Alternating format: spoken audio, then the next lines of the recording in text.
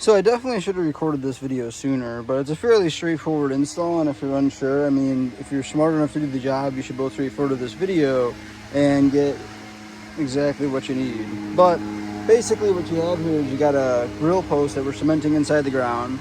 We remove the grill post back here. As you can see, the hole goes approximately this deep. So in a lot of cases, I'll take some of the leftover concrete, throw it around it, kind of as a filler. As you can see, we kind of filled it up a little bit already. You check the height. One of the other things that you want to make sure of when you do the job is that you have the grill height that the customer would like. So that's a broilmaster grill over there. It's got a basically a top base of about 9 inches. So what I do is put the post in there when it's kind of level, and I'll take the tape and measure up, and then from there I can say, all right, so we're approximately 29 1/4. So the grill's got 9 inches, 29 1/4 plus 9 is about 36. So that would put the customer's grill cooking surface right about here, which is pretty nice for old people. So pretty much the job. I'm going to cement it. The rest will be a time-lapse video. Basically, I'm going to put some more of this fast-setting concrete in there right here. I'm going to fill it up, double-check the level, add some water, and then from there, assemble the grill. And you'll be able to see the grill assembly. I do apologize for not recording me removing that. It is fairly easy to do if you've never done one before. The easiest way to remove a grill post is to just take a chipping hammer like this one right here and cut the sides, you know, from like there to there to there to there. Obviously, first thing you want to do is disconnect that gas line. Try not to damage it, and then from there you can just start going to town. Once you break up the corners, you should be able to take like a pry bar, kind of pry it apart a little bit, and then pop it up, and then that's how you take it out. So pretty straightforward. And you can kind of see that right here where I'd cut it. So that was the square part, and I went and chipped it right here and right here.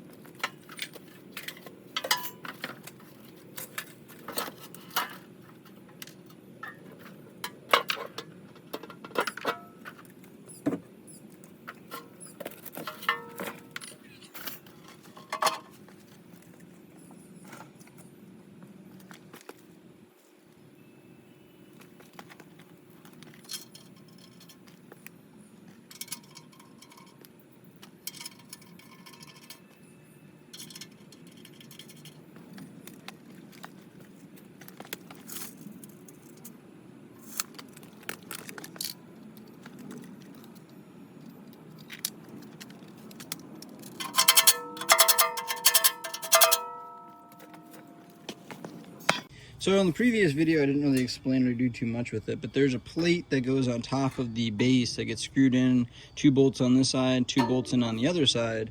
Once you get that done, there's 4 bolts right here, 1, 2, and then there's 2 more right here that you can't see that are just below that. Once you've got the grill bolted in place and everything's secure, you're going to want to put your wind shutter in there. From there, you can get your igniters on if you'd like. Got a baggie right here.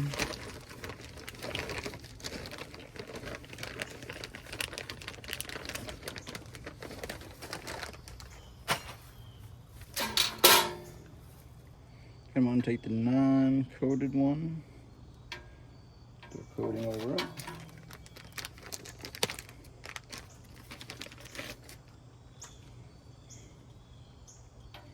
Pretty straightforward right here. You're going to take both of these off. I don't know why they don't just ship it in the correct way to make it idiot proof, but they don't.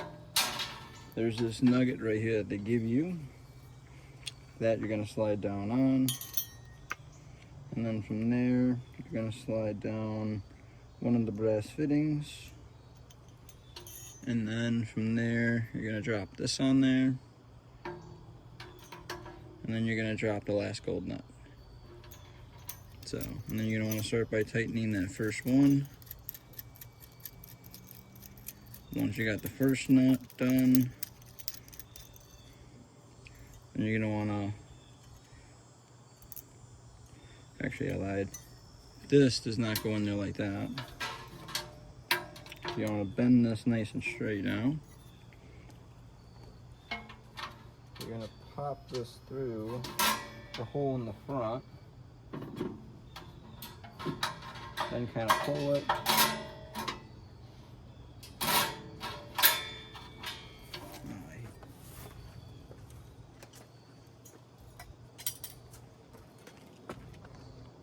Now you may find this kind of dumb, but there's actually a defect on every grill that you get the broilmasters, which is that front hole where the igniter goes through.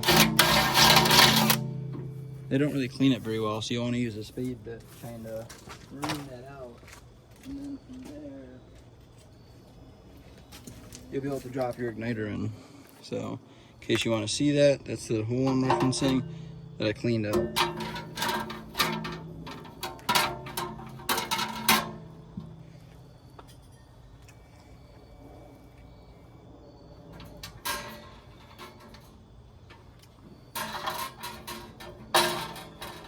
Even then, still tight. It's tight fit. I guess I put the igniter in before I put the wind back in. And from there, you're going to want to take this gold nut and this wire and everything, slide this up here, and then slide that bolt up there. And you're going to want to tighten that in there, and that'll work as a ground.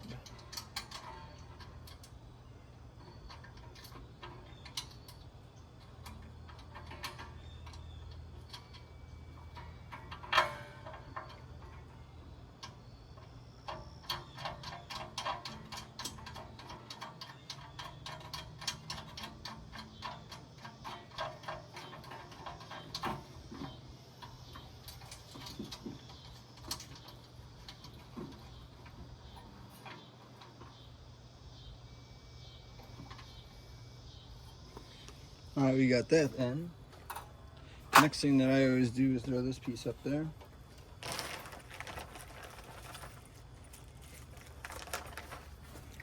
Back this up, make it a little easier for you guys to see. So next thing this up, to give you a bag of bolts. You will more than likely have some extra bolts, so don't be shocked at the end if you do.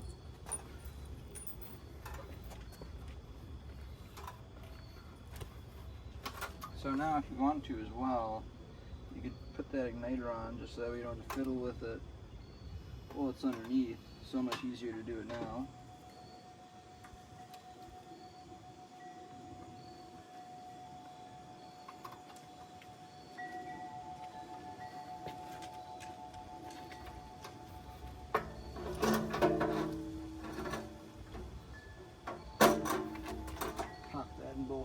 holes.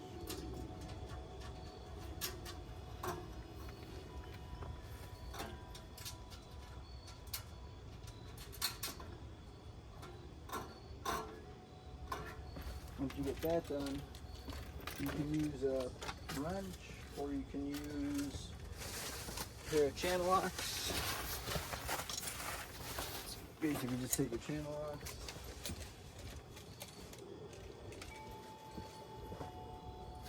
and you're going to pinch them in. Make sure you don't strip anything.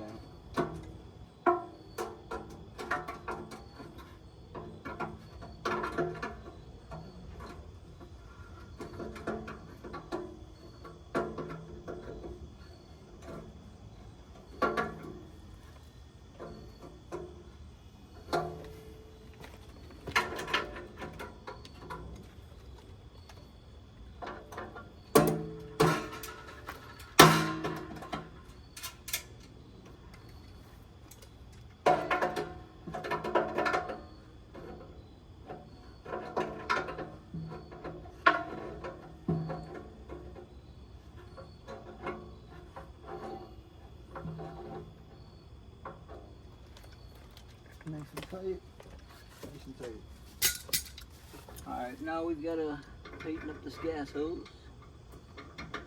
The easiest thing to do is spin it a little bit before you try to tighten it by hand. Is usually the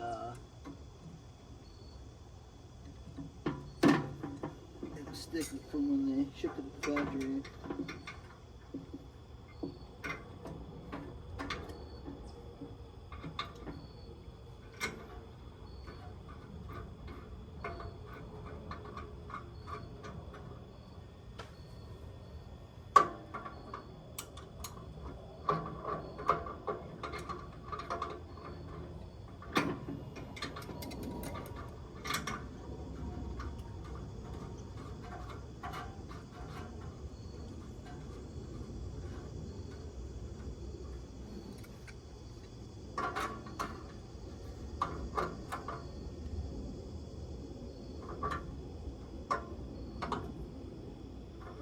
Nice and tight.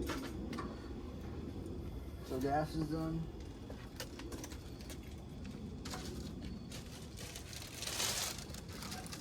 Next thing you're going to do is put this burner in there. Technically they ship it with this. This is only really required for if you're cooking on a like rolling grill. Stationary ones don't really move, but if they include it, I would follow what the manufacturer suggests.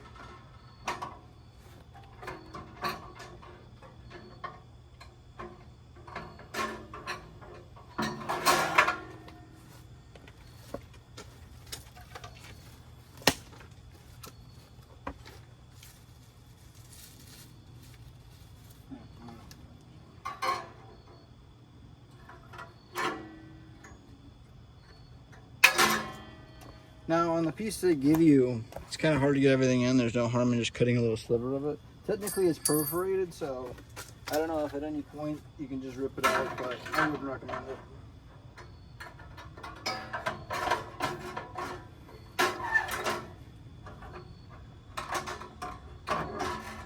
All right, nice and on.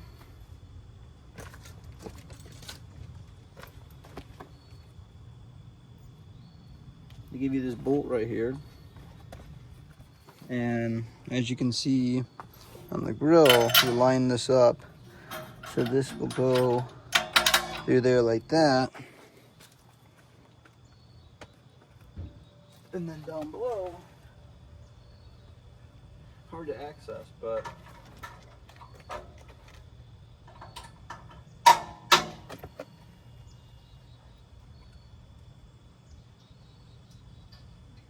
and there's a cotter pin hole inside the bolt. And then now, theoretically, the burner can't go anywhere.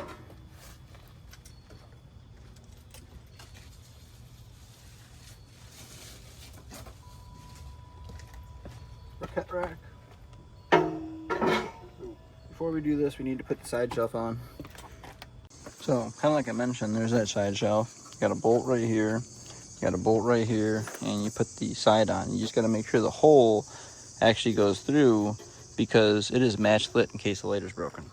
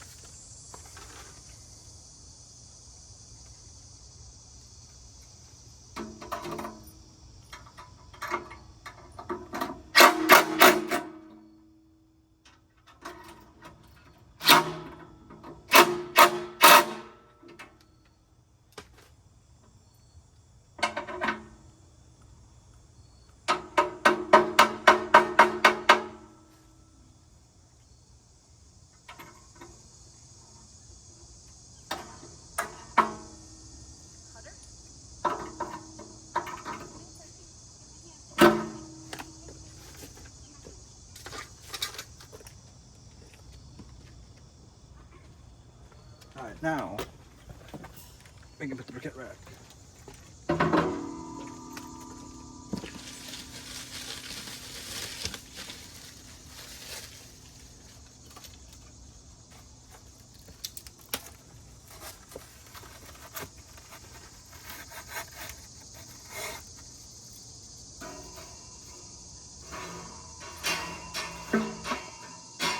These are square tiles, 3 go in each row.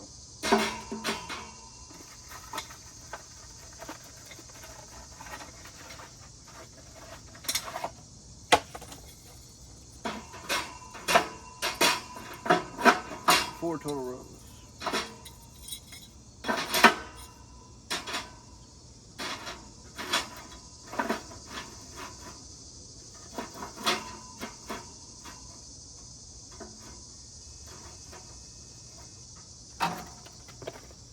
So obviously it depends on who you buy it from, but the manufacturer ships it like this. You know, basically there's a little bit of space on the sides. I don't know why they don't just make the brick bigger, or give you like a half brick that's cut so you could fill the side in and then push all this over. That's kind of how I have my grill set up at home, but this is how the manufacturer ships it, so.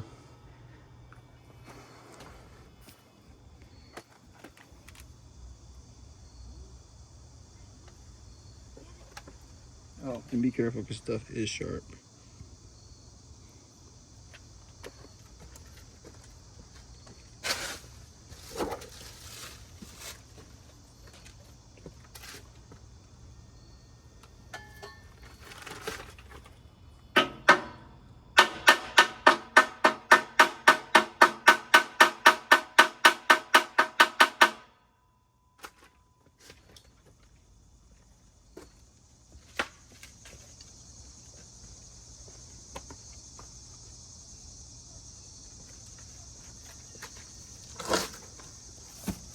Now, how you can tell a good grill from a bad grill is, unless you buy it and you're not expecting stainless steel, if they say that it's stainless steel, it better be not magnetic.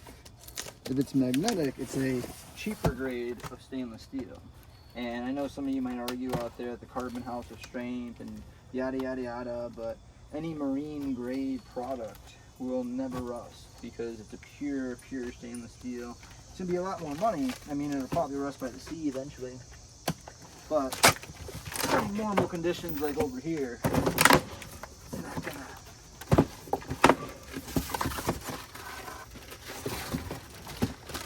So, if you take a magnet to these, it will not stick. Pretty much any of the stainless steel products from Broilmaster. That's a high setting. Most customers don't like that. Some do, I mean, depending on what you're cooking. This is a flat. So, however way the customer likes them, they can play with it. And there's also a low setting so you can put the meat even closer. Cooking lid.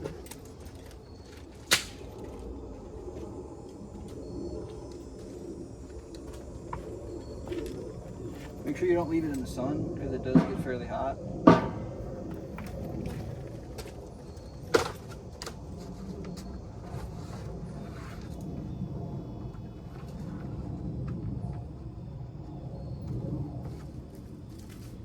Cotter pins.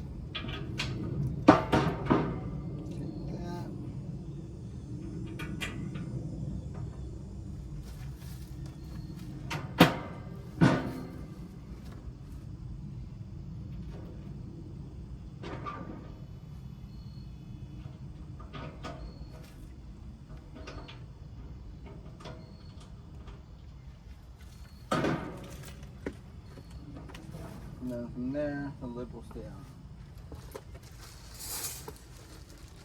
Now, one of the final pieces to go on this beautiful grill is warming rack. Oh, that's interesting. It's full, so you can retract it or use it full. Okay, great.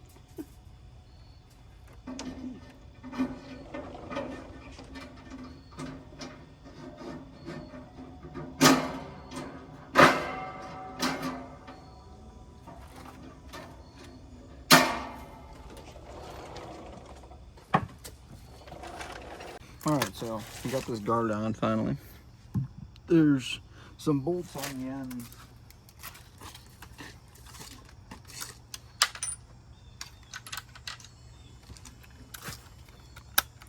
They're 5/16. Now the manufacturer does give you, maybe they used to. They used to give you bolts for the handle, and I never liked them, so I would just use the ones that came pre-installed in here. Don't know why they did that.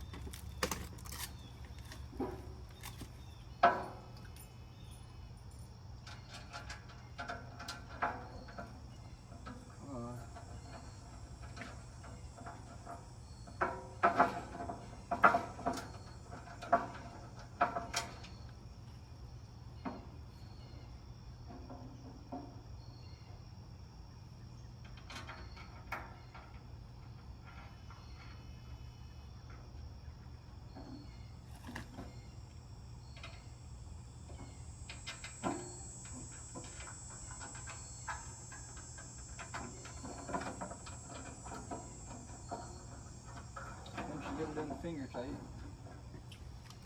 then take your drill.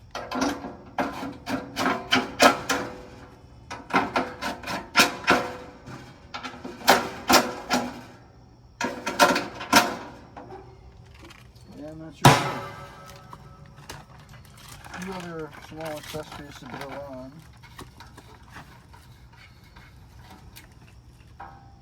So these wires,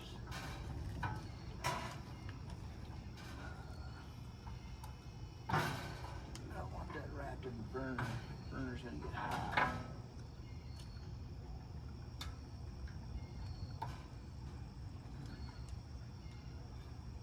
And from there, usually what I'll do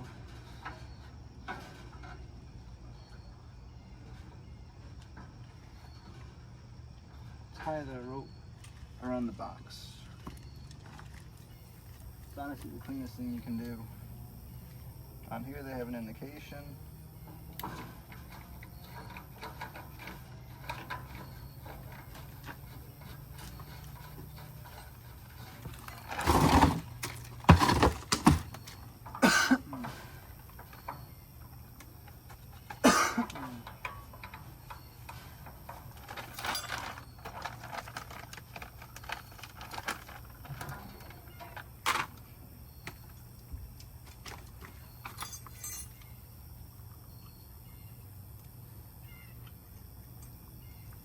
And then from there, they give you this guy.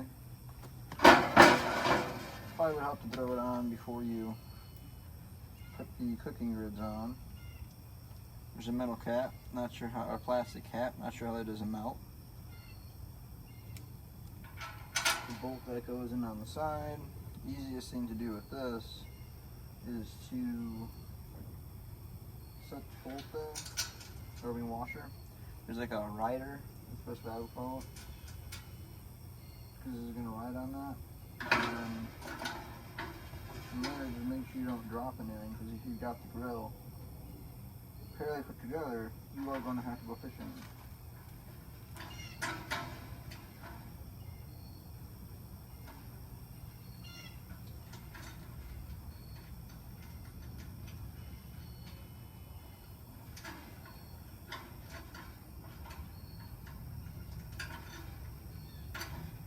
And then, again, easiest thing to do with that, take a drill bit,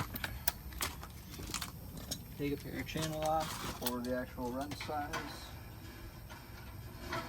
grab it,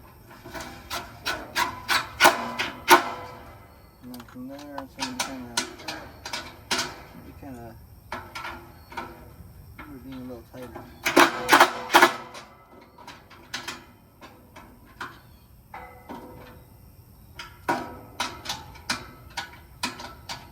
Okay, we did a small design change there.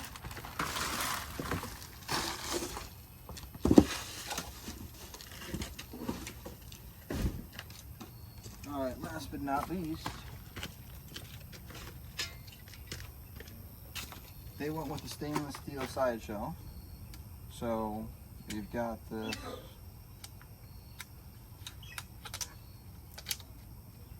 coating we're removing. Put that on there to help protect the stainless from scratches. It's usually always the bane of our existence. If you ever taken this stuff off, don't leave it in the sun. It will bake on and you will be removing it with a lot of pain.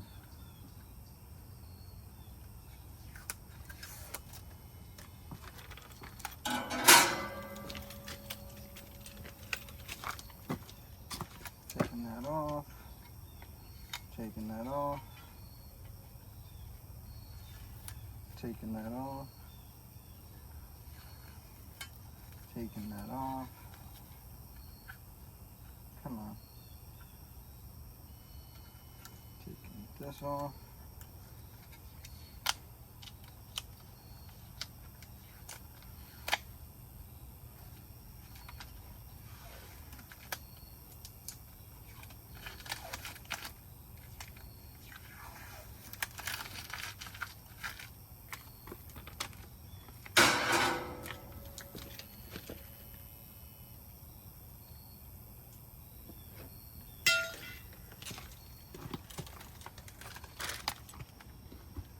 so fairly easy. I'd say it's fairly idiot proof. I mean, there are instructions if you need it, but most people don't. If you can get an extension, I'd advise getting an extension, because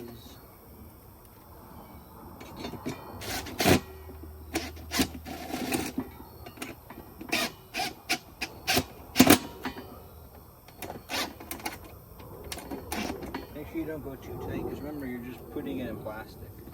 So the drill will strip it out if you go too hard.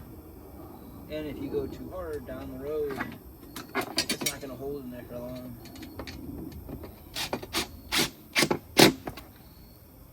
You want it to hold for a long time. And somehow, I lost the bolts.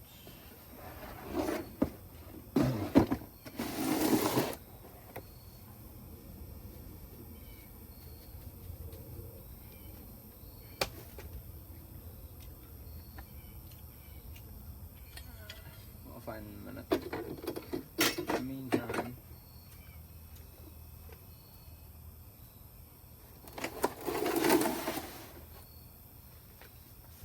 we'll take these two. Now this is not stainless, that's carbon steel. I don't know why they give you a carbon steel bracket on your stainless. Kind of insulting in my opinion.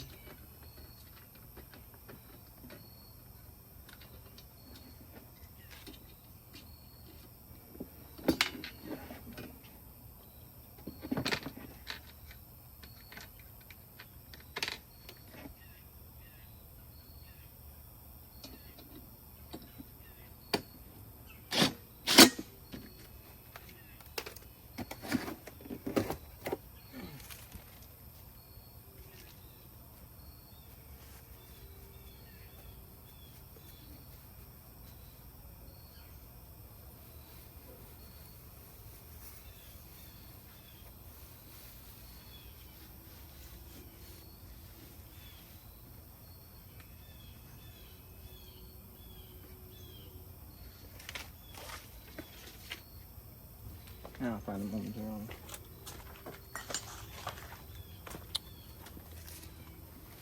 Wrong spot.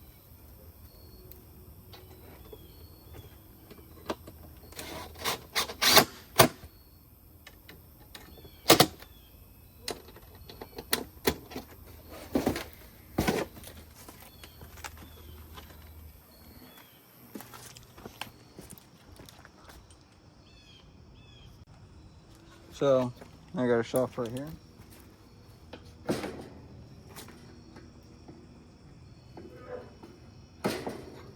And that's your shelf.